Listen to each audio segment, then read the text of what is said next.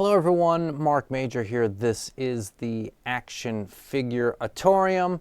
It is a studio within a studio. I am a real big toy collector, as some of you have learned through the many videos I have released. But I also like to do some toy photography, and I like to do customizations and kit bashing. And today we are going to be taking a Star Wars troop transport circa 2019 that's missing quite a few parts, so not really worth much money. And we're going to sort of repaint it into a World War II Soviet troop transport, complete with like camouflage, netting, buckets, barrels. We're going to put antennas on this thing. We're going to make it look kind of used and ratty, even more than it was before. So this should be a lot of fun, everybody. Stick around.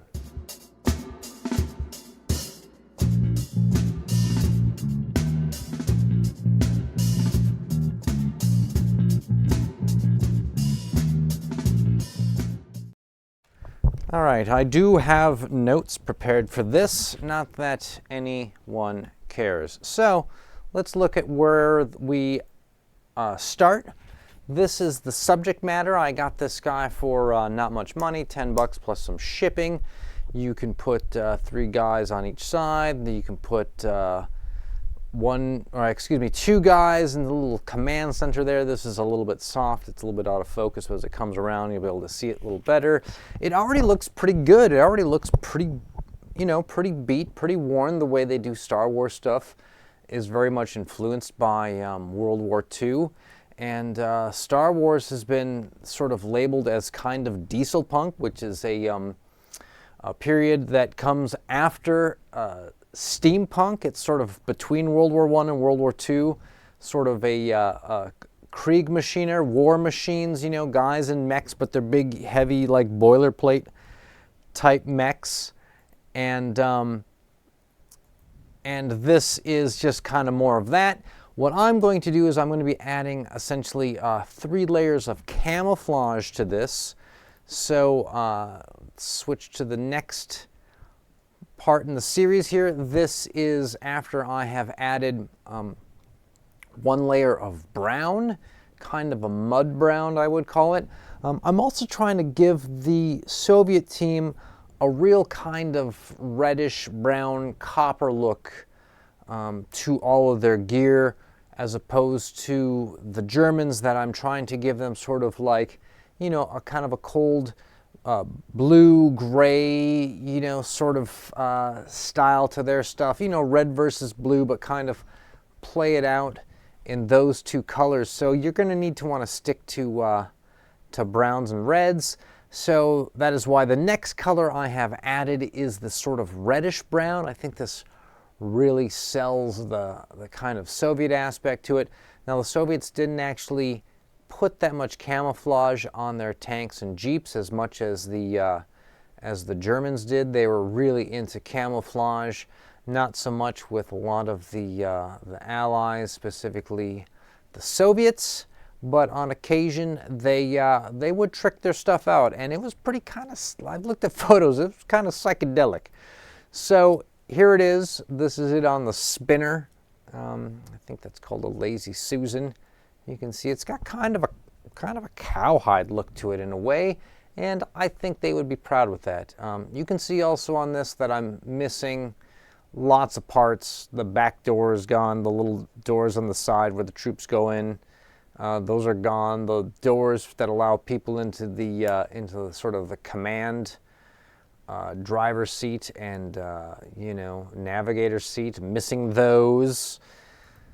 So this is adding the next layer of camouflage. This is kind of it's not necessarily black, it's gray, but it's got a bit of bluish hint to it, or a bit of kind of silverish hint to it, to sort of make it stand out and pop. Probably absolutely terrible for real camouflage, but for the sake of making kind of a diesel punk World War II looking thing, I think you have to sort of exaggerate to sell it on the internet. For this thing to fly on Instagram it's going to need to look like camouflage, even if it's terrible camouflage. And of course, there you get to see it on the spinner. At this point, I also hit it with a clear coat spray, because what I do next is I add decals. When you add decals, you're putting wet, watery things on it, and so it needs to not take that off or run or anything like that. And here it is with the decals. Also, I'd like to point out that after I do the decals, I go over the whole thing with a wash. In this case, I'm not using the dark wash because that makes everything look like it's all greasy. I'm using actually this this flesh wash from this is Army Painters, and this is it's really kind of a coppery brown, and so it makes it look like there's a varnish on it. So now we're going to go over to the finished product, which essentially I've added a bit of kit to it. Let me just get ready to slide over to the bench. Oh, look at that, folks. So you can see this thing in action now. Here we got troops on the outside. It's always good to just sort of have a random kind of barrel on top. Over here, I took a bucket, a little plastic bucket, action figure bucket, turned it upside down, glued it, took some guitar string. Here's this is one I just bent. This one's just the ball end on it, and this is the skinny part. And one guitar string cut into 3 pieces. You heat it up with a lighter till it's a little bit, just a little bit glowy. Not that, you don't have to go that extreme. And then you just kind of poke it in, and it will stick there. But you can also then fill up the bottom from the other side with glue if you want. It's another good way. And then, of course, you give it a little bit of paint. On the top here, because I'm missing whatever cover went to it, I decided to cover it with a net, and the net comes from like the grocery store. This is that kind of stiff stuff that they put like avocados and vegetables, things like that. So you just cut it to size, spray paint it brown, do some sort of fake camo on it, doesn't really matter. The net I used was actually yellow, and it could have went in as is. So just to give it a little bit more brownish color, I think is the way to go. You can see I've got some crap in the back here. And a great way to get troops to just sort of hang off this thing as they're cutting through the wilderness, going after Jerry. Well, I don't think that's what the Soviets called him. I think they called him Fritz. So one of the things I want to note is that the guys who go in the little driver compartments, who drive the thing, they fit okay, but they could fit better. They really need a little bit more leg room. So what you can do on this thing is there's some screws holding the bottom plate on. You can take that off. You can then get access to this compartment. You can take like a blade of some sort, and you can cut that piece out, just carve it away so that the guy's feet could go in inside. I think that would be probably the next step to this. I think also this is a great building spot that I don't know that something I want to permanently glue onto it, but you can start adding other stuff. You can add more nets, you can add more cargo, you can add more crates.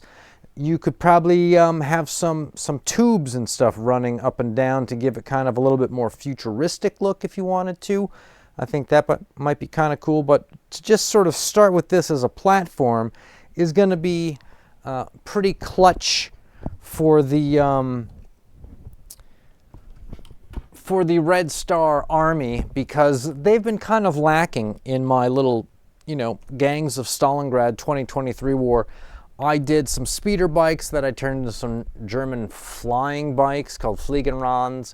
I did a Anakin Skywalker Interceptor, which I turned into kind of a real sort of diesel punk sort of dive bomber looking thing, complete with a Stuka pilot that I got that's made by Ultimate Soldier. And I also took like a small AT-AT, and it's about the right scale to be kind of a mechanical mount.